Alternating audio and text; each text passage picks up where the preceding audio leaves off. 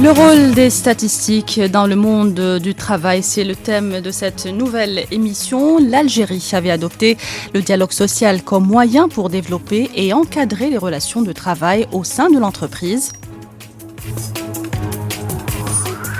La problématique de la disparité dans les chiffres relatifs à l'emploi demeure présente. Elle impose l'instauration d'un système efficient et fiable pour mettre la lumière sur ces chiffres.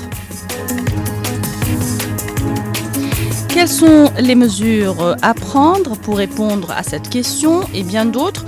Je reçois comme invité M. Deroua Abdelali, directeur des relations de travail au ministère du Travail, de l'Emploi et de la Sécurité sociale. Est avec nous également sur ce plateau M. Abdelhakim Bouzar, directeur central des études, statistiques et organisation à la CNAS.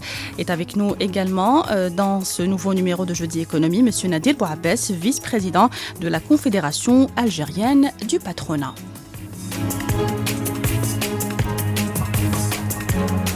Merci à mes invités d'avoir accepté notre invitation.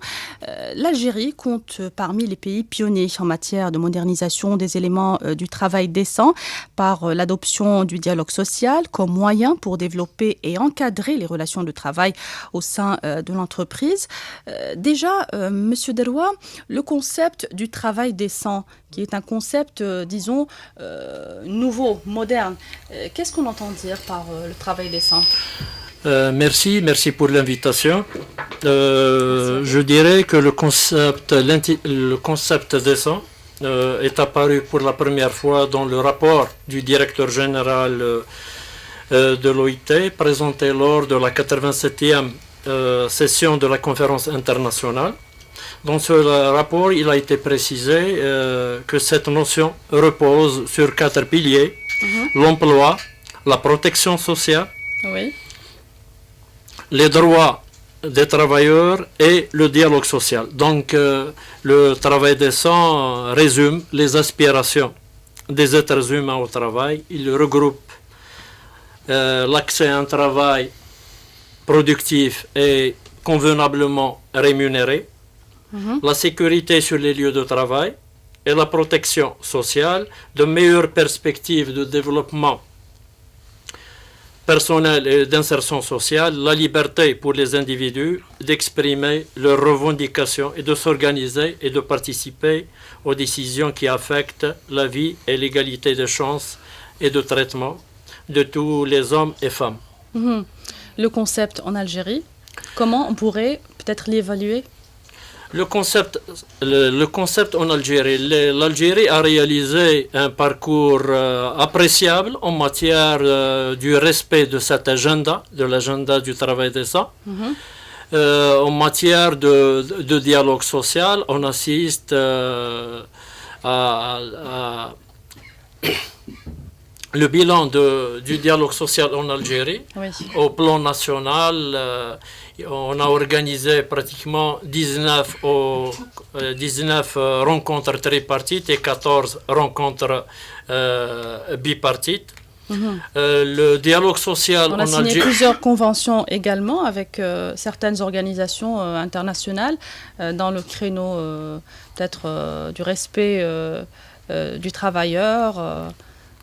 Je dirais que les aspects positifs du dialogue social en Algérie, on peut les constater à travers la consécration du principe du tripartisme et du bipartisme.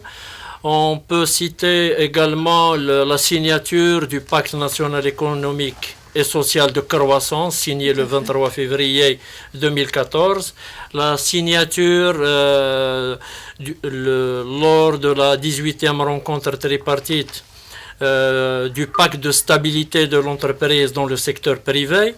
Et en 2015, on a assisté au niveau du secteur de l'éducation nationale à la signature de la charte d'éthique des travailleurs dans ce secteur. Donc des choses sont faites pour la concrétisation déjà pour la concrétisation du concept lui-même. Du concept, l'Algérien a besoin d'un poste de travail. Lorsqu'on recrute une personne, l'employeur est tenu de déclarer le travailleur dans les 10 jours qui suivent Donc, Oui. on respecte le principe de la couverture sociale. Pour le choix, pour le poste de travail, il y a des dispositifs qui sont mis. Donc, il y a un recrutement direct. Il y a des dispositifs qui sont mis par les pouvoirs publics pour offrir aux demandeurs d'emploi des postes de travail à travers l'Agence nationale de l'emploi qui fait l'intermédiaire entre l'offre et la demande, entre avec les autres dispositifs de création de micro-activités à travers l'ANSEJ et à travers la CNAC. Très bien. Monsieur Bouzard, donc dans le concept du travail décent, il y a donc protection sociale et donc sécurité sociale. Vous qui représentez donc la CNAS, quel travail peut-être est fait dans ce créneau, dans Merci. le bon sens et en faveur du travailleur? Très bien, donc je vous remercie. Merci à vous. Donc effectivement, comme l'a si bien souligné Monsieur Drouat, donc Oui. la protection sociale, c'est le deuxième pilier, disons, du travail décent. Donc la mesurabilité de ce paramètre reste quand même un indicateur très important. Oui. La sécurité sociale, qui est aussi un élément de la protection sociale, parce qu'en Algérie, la protection sociale est assurée par plusieurs départements. Et la sécurité sociale, donc, elle est là donc, pour accompagner des personnes en difficulté. Donc, elle permet justement d'assurer une subsistance aux individus durant, disons, des moments de Leur parcours peut-être parcours aussi, et durant des moments, disons, de difficulté, disons, qu'on définit comme risques sociaux. Comme, Donc, vous pouvez citer des exemples? donc un risque social, donc il peut être une Peut-être maladie, un accident de travail, un accident de travail, une maladie, une maternité, Très bien. donc la famille, donc tout ce qui est en attrait, disons, à la vie sociale des individus. Donc la CNAS, comme étant un organisme de sécurité sociale, est là justement pour assurer et accompagner ces assurés sociaux qui sont des travailleurs, donc durant leur carrière professionnelle. D'accord. Donc par rapport au rôle peut-être des statistiques de la sécurité sociale et particulièrement de la CNAS dans la mesurabilité du travail décent, donc consiste essentiellement, bien sûr, à mesurer les faits. Donc c'est les faits sociaux, donc à les mesurer et voir, donc choisir, et donc c'est des outils qui nous permettent de prendre la bonne décision quant à l'adoption et la conception des politiques et par la suite évaluer donc son suivi et son évaluation. Donc principalement, donc de manière très superficielle et générique, donc les statistiques que peut fournir la sécurité sociale en matière de travail décent donc résident dans disons la sécurité des travailleurs. Donc à ce niveau, parce que la CNAS, une des missions principales de la CNAS, donc en plus de garantir des prestations en matière d'assurance sociale, donc tout ce qui est en attrait à l'assurance maladie, la maternité, le décès, donc les risques qui sont, disons, plus ou moins connus par la population. Donc il y a aussi une autre mission qui est très importante, qui est la prévention donc, des risques professionnels. Donc c'est la prévention contre les accidents de travail et des maladies professionnelles. Donc ça reste quand même un des éléments les plus importants en matière de sécurité sociale. Donc c'est par rapport à ces aspects que même la CNAS, durant le séminaire tenu récemment donc, a participé justement donc, pour justement expliquer tous les efforts qui ont été entrepris, pour échanger avec les experts internationaux qui étaient là, qui étaient présents ici en Algérie, donc pour un peu s'évaluer aussi par rapport aux concepts internationaux, par rapport à tous les efforts qui ont été déjà consentis par les instances internationales et notamment le BIT, dont l'Algérie est membre, bien sûr. Et elle est tenue justement de respecter toutes les résolutions et les recommandations de cette institution internationale. Donc la sécurité sociale, elle est là, donc elle se positionne quelque part dans ce système, dans cet écosystème, et elle est dans l'obligation justement de fournir un certain nombre d'indicateurs qui permettent d'évaluer justement et aussi de pouvoir aussi... elle nous donne aussi la possibilité en tant qu'État de se comparer, donc à la comparabilité de nos chiffres, de faire de benchmarker un peu par rapport à ce qui se passe dans les pays qui sont mieux développés que nous.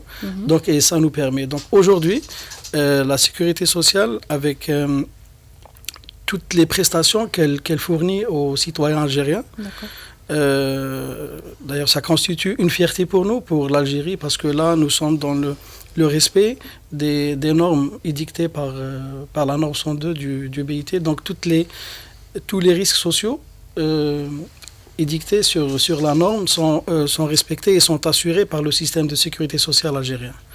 Donc là, c'est de manière générale un peu notre positionnement, notre mission, notre rôle sur la scène, disons, du travail. Donc notre implication, ou bien notre rapport quant à la mesurabilité du travail des hommes.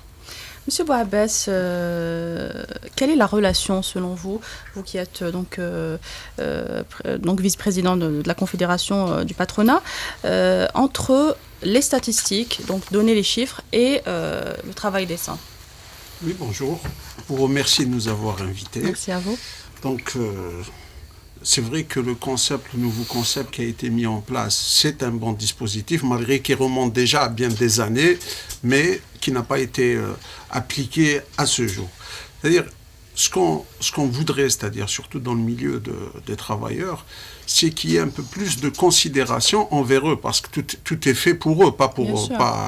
Donc, il y a des dispositifs, certes, mais sur le terrain, les dispositifs ne sont pas appliqués. Par exemple, on peut vous citer certains, vous savez, quand le moral des employés sont bien, c'est-à-dire ils peuvent, c'est-à-dire il n'y a aucune société jusqu'à aujourd'hui qui organise dans le milieu de travail des sorties, des voyages, etc. pour les employés, ne serait-ce des week-ends, etc. leur donner cette habitude. Il y a aussi les visites périodiques qui sont une obligation à toutes les sociétés et les entreprises, c'est-à-dire à chaque fois quand il y a une embauche, le travailleur doit passer une visite médicale concernant la santé, c'est-à-dire que il y a un suivi tous les 2 semaines, une fois par an, il y a la visite médicale.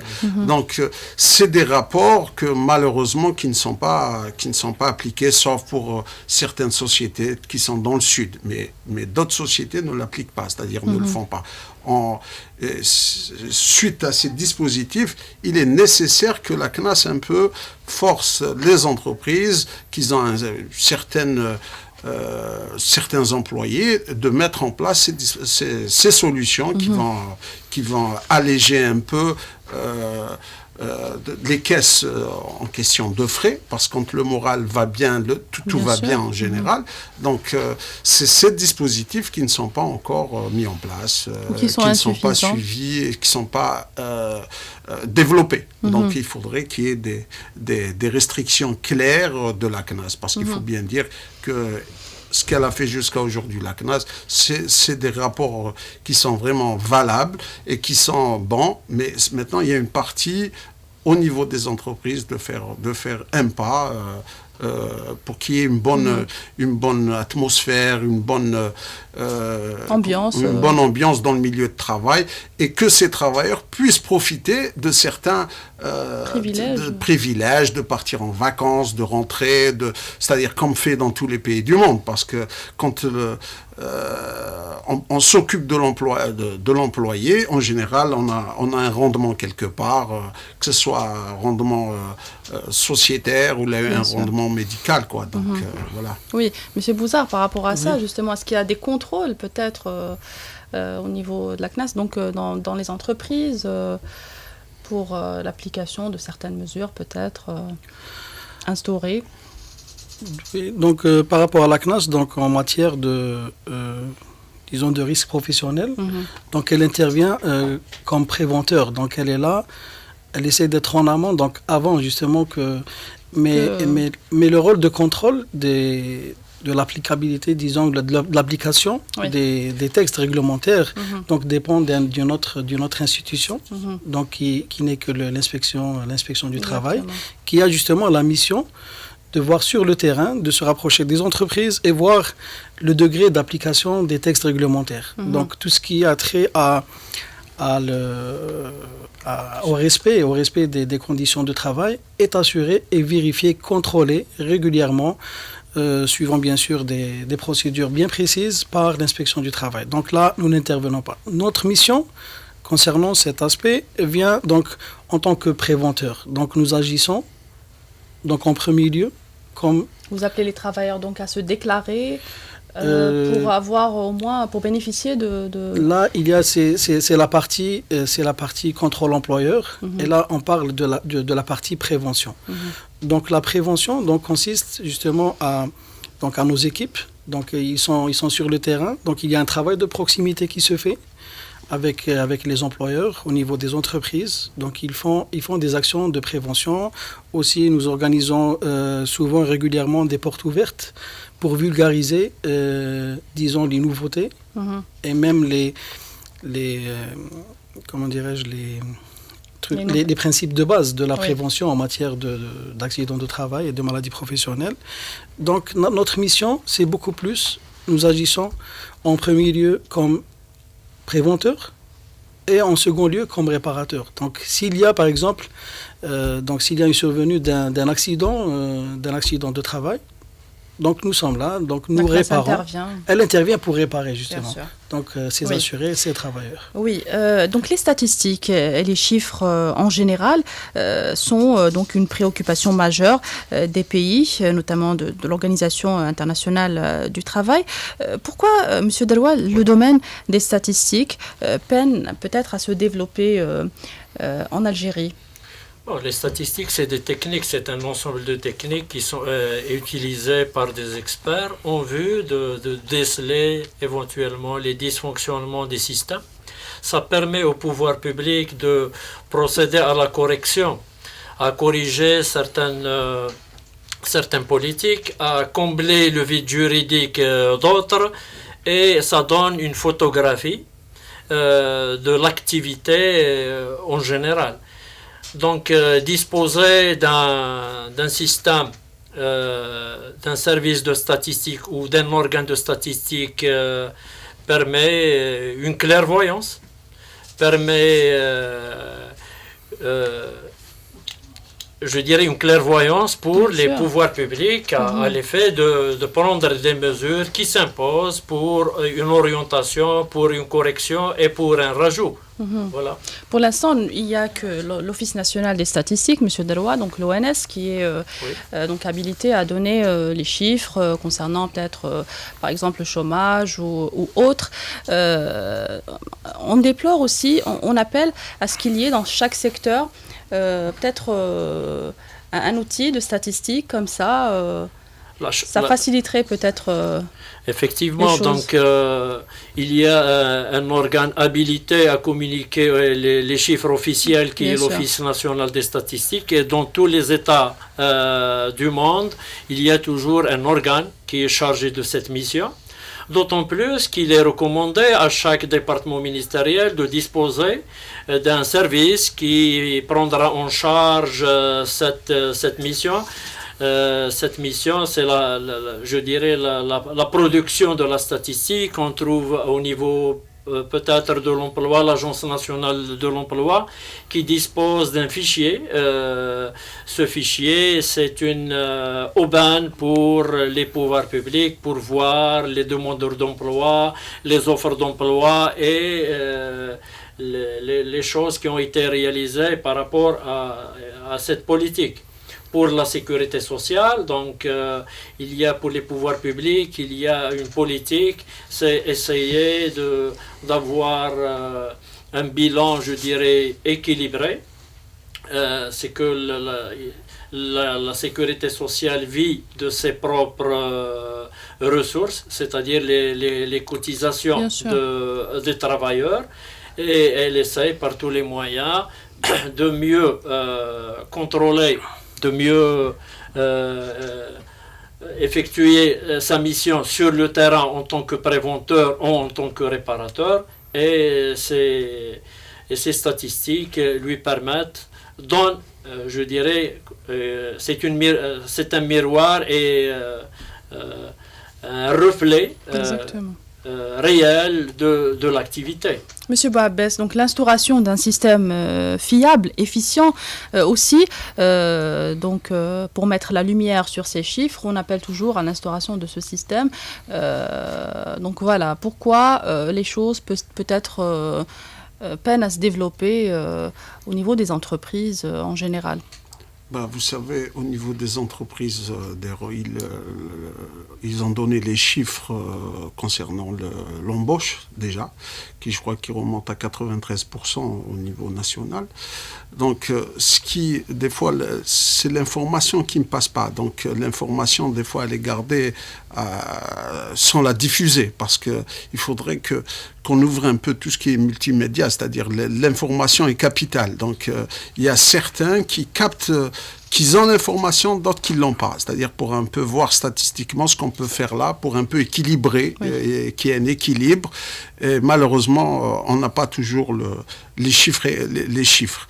Donc, on aurait souhaité, c'est-à-dire il faudrait qu'il y ait maintenant, c'est-à-dire quand on parle d'un nouveau concept économique, c'est justement, il fait partie du concept économique de travailler tous ensemble en collaboration, qu'il y ait des concertations. Qu'est-ce qu'on peut faire par là, qu'est-ce qu'on ne peut pas faire par là, par exemple dans le sud, dans l'est ou l'ouest, pour un peu équilibrer ce domaine. Oui. Donc nous, en tant que confédération, on est toujours disponible à vous fournir des informations, mais malheureusement, des fois, le message ne passe pas. Donc, oui, en tout cas, nous allons nous arrêter un court moment, juste le temps de passer un flash d'information. Rendez-vous dans la deuxième partie de votre émission Jeudi Économie. Jeudi Économie. Le rôle des statistiques dans le monde du travail, c'est dans cette deuxième partie de Jeudi Économie. L'Algérie qui avait adopté donc le dialogue social comme moyen pour développer et encadrer les relations de travail au sein de l'entreprise. La problématique de la disparité dans les chiffres relatifs à l'emploi demeure présente. Elle impose donc l'instauration d'un système efficient et fiable pour mettre la lumière sur ces chiffres. Quelles sont les mesures à prendre pour répondre à cette question et bien d'autres? Donc, mes invités sont Monsieur Darwa Abdelali, directeur des relations de travail au ministère du Travail, de l'Emploi et de la Sécurité sociale. Est avec nous également Monsieur Bouzar Abdelhalim, directeur central des études, statistiques et organisation à la CNAS. Est avec nous également Monsieur Nadir Bouabbès, vice-président de la Confédération algérienne du patronat. L'Algérie a réalisé de grandes avancées dans la concrétisation des principes du travail décent au regard des conditions garanties par la législation nationale. Monsieur Darwa, dites-nous un peu plus par rapport à cela et est-ce qu'il y a des nouveautés peut-être introduites? Donc je commencerai par dire que l'Algérie, en tant que mandant de l'OIT, depuis son accession à l'indépendance en 1962, a ratifié 60 conventions internationales, dont les 8 conventions dites fondamentales et les 3 parmi les 4 dites prioritaires. C'est que la consécration de l'esprit et de la lettre de ces conventions internationales sur le terrain, on le constate dans le dispositif législatif et réglementaire. Et les avancées réalisées par l'Algérie en matière de dialogue social, je l'ai cité tout à l'heure, on applique le principe du tripartisme et l'Algérie jusqu'à maintenant a réalisé 19 rencontres tripartites et 14 rencontres bipartites. La consécration du principe du dialogue social au niveau de l'entreprise, on assiste à la signature, du pacte de stabilité de l'entreprise dans le secteur privé et c'est une avancée remarquable. La signature entre les partenaires économiques et sociaux et le gouvernement du pacte national économique et social de croissance, c'est une autre avancée. La signature de la charte d'éthique dans le secteur de l'éducation nationale, c'est une autre avancée. Donc l'Algérie, l'expérience algérienne en matière de dialogue social mérite qu'elle soit valorisée à sa juste valeur et enseignée, je dirais. À cet effet, il y a un colloque de haut niveau qui sera organisé le 20 et les 20 et 21 décembre 2016 à l'École supérieure de la sécurité sociale et auquel sont invités 10 pays africains qui portent sur le partage de l'expérience algérienne en matière de dialogue social et de protection sociale. Pour ce qui est de la protection sociale, donc l'avènement des lois de 1983 sur la sécurité, sur l'avènement des lois de 1983 sur les assurances sociales, sur la retraite, sur les accidents de travail, je tiens à préciser que le système de sécurité sociale en Algérie couvre 9 branches d'activité. Et il y a une convention internationale de l'OIT que l'Algérie n'a pas ratifiée et qui stipule qu'il y a 9 branches de sécurité sociale qui sont énoncées par cette convention. Nous, on n'a pas ratifié, mais l'Algérie, au devant de la scène, elle couvre les 9 branches de sécurité sociale et c'est un système des plus fiables, je dirais, au plan de la région du Maghreb, au plan de la Méditerranée. Troisième et dernière partie de votre émission, Jeudi Économie, consacrée au rôle des statistiques dans le monde du travail. Monsieur Bouzard, donc le système actuel de la sécurité sociale se développe. Est-ce qu'il y a des nouveautés ou des avancées enregistrées ces derniers temps? Donc en matière de statistiques ou bien en matière de gestion des risques? Donc vous voulez parler des deux. Oui. Donc parlons déjà de un peu de toutes les évolutions qui sont en train de se réaliser, de se concrétiser sur le terrain. Donc par rapport justement à capter le maximum d'assurés, de populations à couvrir. Donc c'est un challenge pour nous.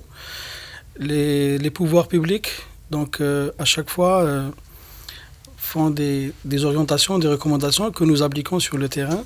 Donc la dernière, les dispositions de la nouvelle, de la LFC 2015, donc qui ont permis justement, donc les textes ont permis de prévoir une certaine souplesse, donc pour les employeurs, pour les encourager à déclarer encore mieux leurs employés, à permettre à une population, disons, vulnérable, qui n'était pas couverte par la sécurité sociale, donc de leur donner possibilité de s'affilier volontairement à la sécurité sociale, d'éponger et pas mal de sanctions, disons, administratives qui étaient prévues pour certains employeurs, notamment par l'annulation des majorations qui ne déclarent pas leurs employés. Enfin, qui étaient en situation contentieuse avec la CNAS. Donc, les pouvoirs publics, par la promulgation de la LFC 2015, ont permis justement cette possibilité aux employeurs. Donc, ce sont déjà des réformes systémiques, donc sur le système, qui ont permis justement de collecter, de capter une population qui n'était pas couverte. En plus, donc, en matière, donc, pour revenir un peu à notre sujet, donc en matière de développement de données, de développement de statistiques, de production plutôt de statistiques. Donc là, donc le mot d'ordre de notre ministère de tutelle, c'est la bonne gouvernance. Donc Monsieur le ministre du Travail, de l'Emploi et de la Sécurité sociale insiste et nous accompagne. Et là, donc proche de nous justement tout le temps pour justement veiller à ce que ce mot d'ordre soit respecté. Donc la bonne gouvernance, donc on ne peut pas parler de bonne gouvernance sans bien sûr l'associer à la modernisation. Et quand on parle de modernisation, donc c'est les technologies de l'information et de communication qui émergent.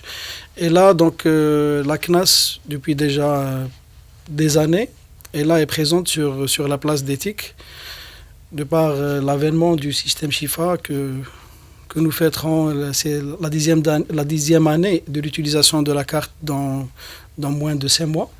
Donc c'est une révolution numérique. Donc la CNAS et tout le secteur de la sécurité sociale, de l'emploi, du travail, de l'emploi, de la sécurité sociale, s'intègre de manière très forte dans les processus de digitalisation donc des organisations. Donc nous sommes un acteur très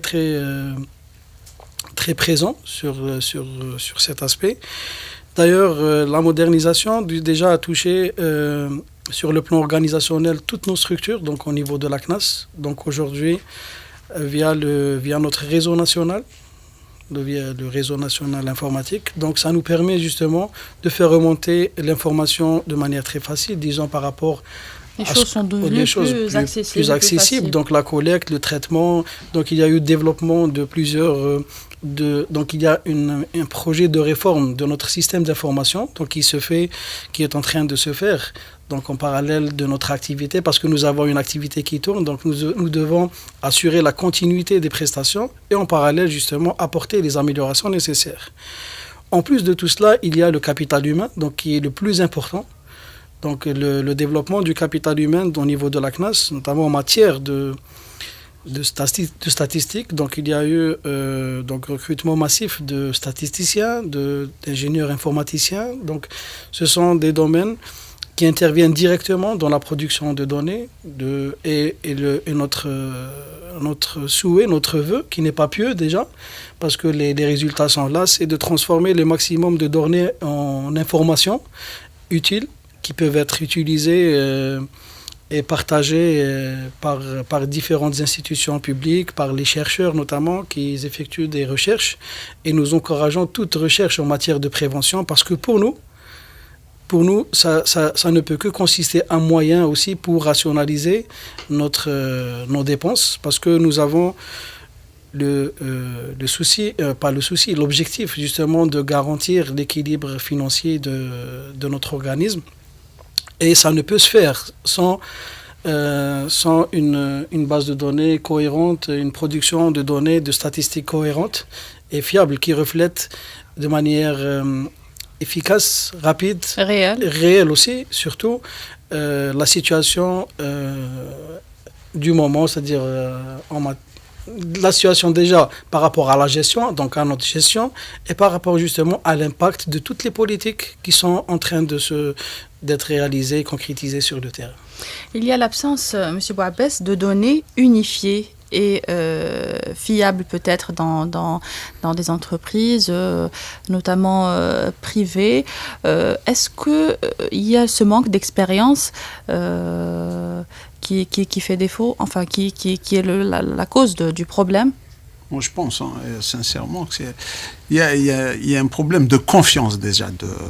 C'est-à-dire il faudrait que les entreprises commencent déjà à travailler en bonne collaboration. La CNAS, par exemple, ils ne la voient pas parce que là où il faut débiter de l'argent, donc il faudrait qu'il y ait une participation, des échanges entre eux pour qu'ils puissent un peu consolider les relations. Parce que c'est vrai que quand on a une caisse qui est à côté, qui met des dispositifs pour tous les employés, parce qu'en fin de compte, c'est des employés, donc qui met des dispositifs, il faudrait que ces entreprises développent de bonnes relations avec les caisses, parce que tout à l'heure on parlait sur le plan social ce qu'elle a fait l'Algérie, qui est incomparable à tous les pays du monde, donc que ce soit dans le domaine de logement qu'on n'a pas parlé, qu'on n'avait pas de... Parce que vous savez que la CNAS, le ministère du Travail, a différentes branches. Dans ces branches, il y a le logement, c'est le FNPOS, donc qui va distribuer incessamment des logements un peu partout dans la wilaya, à travers le pays. Donc c'est un peu le fruit des employés qui ont droit à ces logements, etc., que ce soit aux prises en charge médicales, donc qui sont très importantes. Donc c'est la stabilité des employeurs au sein pas uniquement de l'entreprise, au sein de sa famille aussi, parce que c'est bon de savoir aussi, on se dit, tiens, j'ai une bonne couverture d'assurance en cas de maladie, des enfants ou les hadja, qui soient prises. Ce qu'il faut faire, c'est-à-dire il faudrait développer plus d'avantages de systèmes où il y a une prise en charge. C'est-à-dire, par exemple, on va remarquer la hantise des sociétés, c'est l'absentisme. Des fois, des pères qui s'absentent parce qu'ils doivent emmener son fils à l'hôpital ou là pour une consultation médicale ou la haja. C'est-à-dire, il faudrait qu'il y ait des conventions avec des entreprises, que ce soit privées ou étatiques, pour sans que le papa se déplace, il puisse aller travailler. Il y a une structure qui le prend en charge, qui va l'emmener chez le médecin, qu'il revient, tout en donnant des informations aux parents, que ce soit à domicile ou là. C'est-à-dire, il faudrait développer ces secteurs qui existent un peu dans tous les pays du monde. Donc, ça bloque à ce niveau un peu, mais le reste, tout ce que fait en général, jusqu'à aujourd'hui, ce qu'a fait le ministère du Travail, c'est vraiment... c'est à saluer. C'est un travail d'haleine, etc. Il faudrait que tous les employés, tous les Algériens comprennent que ce n'est pas facile. Donc, que ce n'est pas facile pour eux parce qu'il y a des contraintes, il y a des lois qu'il faut des fois contourner ces lois pour une application. Mais je pense qu'avec du temps, avec de la persévérance, on pourra travailler toujours en coordination. Monsieur Deloy, par rapport à l'expérience, donc dans le domaine des statistiques, qu'en est-il? Et est-ce qu'il y a des échanges aussi d'expérience avec d'autres Dans le cadre de la coopération du ministère du Travail, de l'Emploi et de la Sécurité sociale avec l'Organisation arabe du travail et à travers l'Institut du travail pour l'administration de l'emploi et du travail et de l'emploi. Donc un atelier de formation. Dans ce cadre, un atelier de formation a été organisé les 5, 6 et 7 décembre courant au niveau de l'école supérieure de la sécurité sociale, auquel il a été convié des experts du Bureau international du travail, des experts de l'Organisation arabe du travail et les experts nationaux qui relèvent de différents structures. On a la direction générale de la CNAS, on a l'Office national des statistiques. Au cours de cette formation était destinée aux ingénieurs statisticiens qui relèvent des services de l'administration centrale du ministère du Travail, de l'Emploi et de la Sécurité sociale, ainsi que les organismes sous tutelle. Donc, parmi les objectifs assignés à ce cycle de formation, c'est d'améliorer le niveau de compétence de ces ingénieurs statisticiens et les mettre au diapason de ce qui se passe au niveau national, au niveau régional et au niveau international. D'améliorer la demande de la statistique nationale sur le travail pour mieux appréhender le marché du travail et pour mieux l'encadrer et connaître peut-être les dernières évolutions par rapport à certaines techniques de statistiques qui sont utilisées par des pays émergents au niveau du continent américain, au niveau de l'Europe, au niveau des pays asiatiques. Et ça c'est donc. Je pense que les recommandations. Je pense d'après les recommandations. Mesures concrètes. Oui. Je pense d'après les recommandations que les objectifs ont été atteints par cet atelier de formation. Donc il y avait eu échange d'informations entre l'ensemble des experts du BIT, de l'OAT et les experts nationaux. Parmi les autres objectifs, je dirais, donc il y avait des recommandations qui portaient sur On vise aussi, Monsieur Deloy, permettez-moi s'il vous plaît, donc le but peut-être de certaines organisations internationales est d'unifier donc les critères pour les statistiques de chaque pays. Oui, pour les critères, c'est-à-dire si j'adhère je ratifie une convention internationale, j'adhère à la philosophie, j'adhère à l'esprit, mais je n'adhère pas peut-être à l'application à la lettre de la convention, tenant compte des spécificités au plan de notre économie, au plan de la vie sociale, de la vie économique, de la vie culturelle. On traduit le principe édicté par la Convention internationale dans la réalité à travers le dispositif législatif et réglementaire, tenant compte de spécificités de notre pays. Monsieur Bouabbès, sur ce point-là? Sur ce point, c'est tout à fait... il faut dire qu'en Algérie, c'est-à-dire, on ne peut pas envier d'autres pays parce qu'ils ont tous des problèmes d'emploi, etc. Donc, ayant même fait partie j'ai assisté à plusieurs réunions du BIT, etc. Donc, on connaît un peu leurs chiffres statistiques, ils demandent des statistiques. Mais il faudrait que les gens sachent qu'en Algérie, c'est un pays encore qui est un peu... qui est vierge, je vais utiliser, qui est vierge et qui a plein de potentialités d'imposition. On peut dire demain, c'est-à-dire si on continue sur ces démarches, on peut devenir demain une deuxième Chine de l'Afrique. Donc il faudrait que les gens sachent. Il y a quelques trucs qui bloquent. Par exemple, pourquoi la CNAS a des problèmes?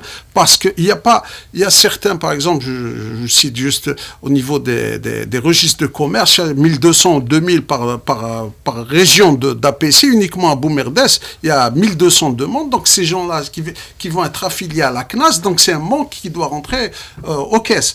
Donc pourquoi ça bloque? Aucune idée, parce qu'ils n'ont pas mis les gens qu'il faut pour un peu améliorer les situations, malgré qu'il faut encore booster un peu il faudrait que les gens travaillent plus s'il le faut, même s'il le faut, on va travailler 14 heures par jour, mais l'essentiel, c'est, on va se dire, bon, on a des objectifs à réaliser. Une fois qu'on réalise ces objectifs, on peut se détendre un peu.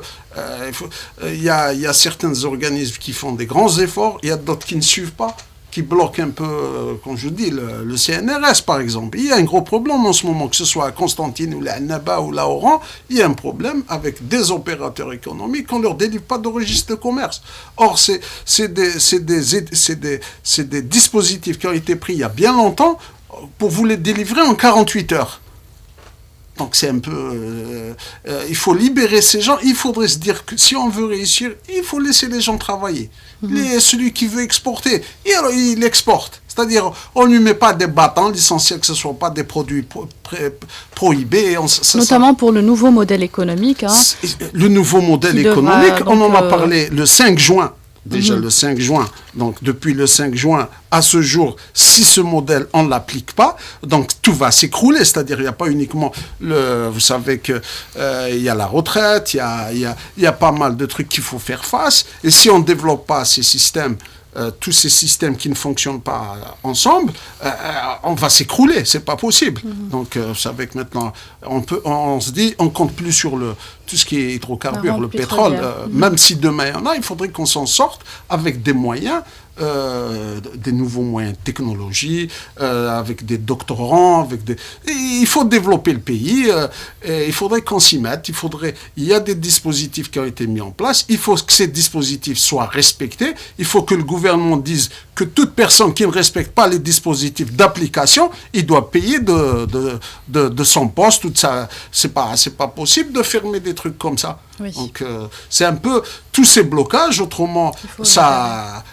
c'est pour juste vous donner un chiffre, au niveau du Wilayat de Boumerdès, il y a 1200 opérateurs qui sont bloqués. Pourquoi? Oui. Point d'interrogation. Merci en tout cas, M. Bouabbès, d'avoir pris part à cette émission. Merci à vous également, M. Daroua, et à vous, M. Bouzard, d'avoir pris part à cette émission qui prend fin, nous dirons, économie la semaine prochaine.